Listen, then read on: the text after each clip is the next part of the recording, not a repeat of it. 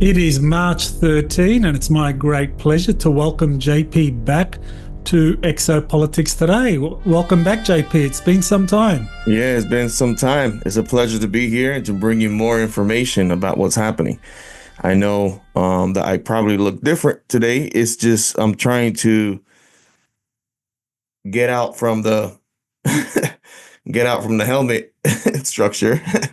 So yeah, it's gonna be fun. Well, we can hear you very clearly, and that makes a big difference. People like that. So, what is the update you'd like to share with everyone? Well, I had a connection with two other soldiers, right? That I won't share their names right now. I could just say the first letter of the other soldier is a J as well, and then the other one is the S. So, and we were talking, about the past, because I used to stay in the barracks with them when I was first training over here in Florida. When I first came to the base, I left my family in Orlando and I was still training over here, and I was in the barracks with these guys. And we were talking and we were remembering different things. And he was like, Joe, I'm going to call him Joe. He was saying, but wait, we used to walk in the middle of the night in the base. Do you remember that? And I said, yeah, I remember that. Why you never brung that up to me? And he's like, yeah, we used to walk with S and you in the middle of the base, and we used to look at the constellation of the stars. And I said, yes, I remember that. And then they told me that they're willing to probably come out as well with their experiences. So I got excited. I said, are you sure? Do you guys got the green light? He says, hey, if you got the green light, we got the green light. So I was like, wow, that's amazing. Do you mind if I tell this to Doc? And then they were asking, who are you? They don't know us and all that. And I told them about my experiences and all that, about different missions, and they were nodding their heads. And then he said, yeah, and that same night Joe was telling me, oh, we saw an osprey flying in low altitude, interacting with a triangular craft. And I said, I remember that, but I don't know if you guys remember that. And then Joe was like, yeah, we remember that. We just didn't say nothing about it. And I was like, wow, that's amazing. I think the last interview that we did, we gave a clue on the base that we were on. And it's, I'm going to say the name, Eglin Air Force Base. Well, that's great. So you can finally reveal that the base where a lot of these missions were done and the base that you showed me around was Eglin Air Force Base. Yeah. There's more to it, I love the base. It's a beautiful base. And I think now they're going to see a little bit more movement there. Hoping nothing happens, but I think it's time. So when did this incident with the Osprey and the TR-3B type vehicle happen with Joe and S? I mean, they saw that, and I guess that was around the time you had a similar kind of encounter. So when did that happen for them? And I know you were like living in the barracks from boot camp. This happened around 2020. See? 2020, around March as well. So like 4 years ago. I see. So you talked to them about it. So you they saw it and you saw it, and you shared some experiences with ospreys and with TR-3Bs. Yeah, yeah, and they really got excited when we were talking about it because they thought that they were crazy, that they're the only ones that saw it. And then when we started talking about it and linking up what was happening, uh, it was amazing how we were talking about it, and they remember a couple things. I don't know if they try to not talk about it because of the protection of the base and all that. But yeah, it is what it is. I see. So they saw this on Eglin Air Force Base sometime in 2020, and but they just saw it. I mean, you were different because you were doing missions Yeah, involving you getting on an Osprey, getting on a TR-3B. So you're doing missions, and we've described some of those missions. But your two friends or associates, J and S, or Joe and S, they saw it, but they're still willing to come forward and say, "Yeah, we saw this." yeah. They're willing. They're willing. I told them that I was gonna tell you that if it was okay, and they're like, yeah, it's okay. To tell Doc about it, and probably we could do a four-way on WhatsApp or something, and we can probably talk about what we saw. So they're willing to come on, be interviewed using pseudonyms or using just part of their names to reveal what they saw. Are they still in the military, or have they left? They left as well. I see. Okay. They're retired.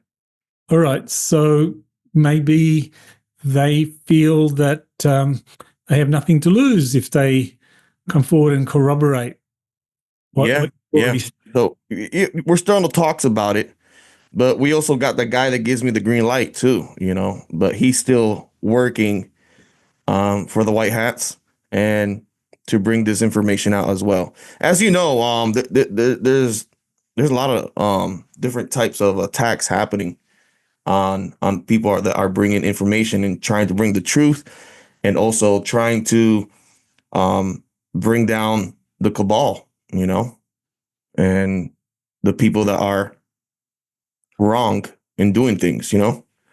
Yeah, I've noticed that. I mean, a lot of people are under attack. So I just came out of a major hospital stay was in there for 2 weeks, and I suffered pneumonia, staph infection, and a couple of other things that were going on, and it all felt like an attack. People were telling me as well. Like Yeah. I got a few people looking into it to try and help me, and they were saying, no, these are attacks. And I've seen others getting attacked, and I've seen you getting attacked as well with Yeah. medical stuff. Yeah, it's. I think it's something against the truthers. The truth is coming out, and where the money's going, and other people, like that have like big channels like yours, or other channels are bringing more information. We're getting attacked. It's a war that we can't see, and it is what it is. Yeah, these psychotronic attacks, I mean, they are the worst you can imagine because, I mean, they just kind of come out of nowhere. You don't know who's behind it. Yeah. You're feeling your body's stressing out and you're getting sick, or many other things going on that could be emotionally related. Mhm. But definitely, it is a challenging time, and I suspect a lot of it's got to do with some of the things that you've seen and experienced. I remember you being taken and seeing these kind of like Nordic cigar ships, and you were told that they would be coming out soon. People would be seeing a lot of those, but we haven't seen that much. So instead, we've kind of seen a heightening of attacks. Retaliation. Yeah. So it seems as though the positive ETs are kind of holding back because the ones that have the negative agenda, that they still have enough power to be able to like attack those that are in the forefront of disclosure. I agree. But we're gonna keep going. We're gonna keep rolling. This is until our wheels fall off. And I'm sure we're being protected as well with the white hats, and they're trying really hard to help and to, hey, if they attack us, we attack them. It's tough, but it's happening, and it is not only happening in the United States. You can see how the politics of the world is changing, Doc. And with this administration, I believe that, yeah, the politics is changing, and also the interacting with extraterrestrials is also changing because of the political things. And you're an expert on politics, so you surely understand that if there's a problem with a country not connecting with another country to connect with the ETs, they won't interact. They wait until the political crisis finish, and then they keep interacting with us and all that, because sometimes it can become a shit show. Well, it seems like that at the moment. I mean, definitely there's a lot of negativity out there, and a lot of people are being shut down, and there haven't been many developments on the UFO front, with the drones and the cigar-shaped ships and the flying saucer craft of the Nordics, the motherships that are in orbit. There just hasn't been much in the way of developments. Look what happened to SpaceX. They got scrubbed. Why? There's a lot of things that are in between the lines that I think we have to like really understand what's happening in between the lines, and it's not just the International Space Station up there. We got other types of stations up there that we have, that the governments of the world have. And it's, I just sometimes feel bad for the people up there working, in space, because they totally want this information to come out, that they're there. Now, you mentioned a couple of space stations up there. Now, of course, everyone knows about the International Space Station, and the Chinese have a space station as well now. But you're talking about other space stations belonging to the secret space programs? Yeah. Have you seen those? Have you been on any of those? I've seen them from a distance, but I haven't been on one of them. How do they look from a distance? They look round. They're round, and they got like two antenna towers that come from each side. And they got, it looks similar to the Star Trek where the ships come in. So it's they're massive. They're massive. They're way bigger than the International Space Station. And they're farther away when they do their rotation around the Earth. They're farther away from the International Space Station. So, have you had any update on the med beds? I know people are very interested in whether or not you've been exposed to another med bed, and if there's any developments. Are they making more soldiers, more veterans go through the med bed experience? Have they turned up the juice? I think you mentioned when you went through, they used it like 30%. Yeah, I heard from other sources that they're trying to not leak the technology out, but they're trying to make sure that it comes out a certain time. I don't know if it's going to be in this administration or another administration, but I think it's close, Doc, for this technology to come out, because they're drip dropping different types of healing technologies already. So Uh, I think it's more for the veterans. Is going to come out, but I think they have to sign a disclosure not to talk about it, not unless because it is a technology that can destroy or it can really heal people. So Mhm. depending on who has it, it's powerful. Now, you mentioned something about your two friends, Joe and S, that the guy that gives you the green light, and here we're talking, in the past, you've mentioned he's a senior officer. Um, that is he okayed them as well to come forward? I don't know. I asked them and they said they're willing to come forward. I don't know if they have communication with him or somebody else, but I guess they got a green light. Maybe it's from the same person, that is in charge of the area, or maybe it's another person. So that's good to know that there's probably more white hats giving green lights to other soldiers. And I'm sure that's what's happening. Yeah, I mean that's exciting. More people coming out. So we look forward to finding out if Joe and S are willing to appear with you on one of these updates and share a little bit about what they saw and what they know of you. I mean that just lends more corroboration, another layer of evidence that people need. People want the evidence, so that I mean Mhm. that's good that they can share their eyewitness testimony. So, anything more you want to say about this whole update and Joe S? It's gonna be a wild ride, Doc, to try to bring this out. People want more proof. I know we're gonna be going to different places to give out more information. I'm sure something might happen in between here and there, but I believe that people are ready. People are ready to receive this information. To receive this information, and I'm sure I'm getting, you know, downloads of different missions.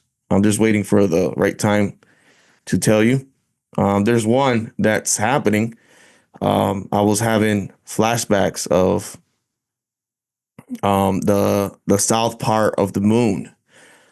Me visiting the south part of the moon, and there's like different structures on the south part of the moon that I think NASA is trying to investigate a little bit more to tell the public and how to tell the public about the south part of the moon. Yeah, I think the south part of the moon, like the South Pole, has always been an area of high interest. I think I think it was a Lacrosse, a mission that uh, crash landed into the south part of the moon, and the Chinese are launching missions there because that's where they think that they are going to be able to find the most water. So yeah, that is a very important place. And I think India found something good there too. So they're collaborating with other countries about what they found and NASA. So it's going to be exciting of what they found there and telling the public at once. Right. Now, I know you got a conference presentation coming up in Sedona. Yeah, yeah. I'm going to be there with Rian. Um I'm going to be there with Tony Rodriguez, and yeah, we're just going to bring information out. Fair enough. Fair enough. Well, do you know where people need to go for that website? Do you know the top of your head? Yeah, let me see. I have it here on the phone. Okay, yeah, I think that'd be good if people just know where to go. And I believe you'll have some books with you as well, so people can get your autographed signature to some of the US Army Insider Missions books. Oh yeah, yeah. We're gonna have books there. It's gonna be it's called Rise of the Guardians. It's gonna be March 29th to the 30th, 2025. and it's going to be quite. Rise of the Guardians, March 23rd to 25 in Sedona, Arizona. Sedona, Arizona. It's going to be a lot of people there. And wish you all success, and wish Tony and a success as well for that conference. Yeah, it's going to be amazing. It's going to be amazing. I'm just going to talk a little bit from the beginning because I know there's a lot of people that don't know about my experience. So I'm going to talk about how it all started, started from my father to what happened in New York, and then down to like what happened in Florida, and then my connection in Brazil, how I had my experience with the Nordic in Brazil, and interacting here with the military. So from the beginning, just for people to know my experiences and my story that you have written with the 3 books. So I think people will be really exciting. Yes, I think they will be too. So, well, I want to thank you, JP, for coming on and sharing this update. Very promising to have more witnesses, military witnesses coming forward to share what they know, corroborate some of the things that you've seen.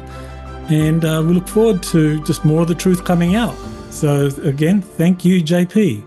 No problem, Doc. It was a pleasure. And the battle, it's on, the good guys are going to win, and we're going to be awesome. We're going to be good. And we just have to push forward, We might lose people, but hey, it is what it is. This is going to be amazing. This is going to be amazing, and technology is going to change, and people are going to change, and we're going to push forward. Push forward. That's what we need to do. Awesome. Well, thank you, JP. Akuria mate. You have been listening to Exopolitics Today with Dr. Michael Salla. Please remember to like, share, and subscribe to this channel. Join or start a conversation in the comments. Take the time to explore the vast library of best-selling books, webinars, and podcasts by Dr. Salla.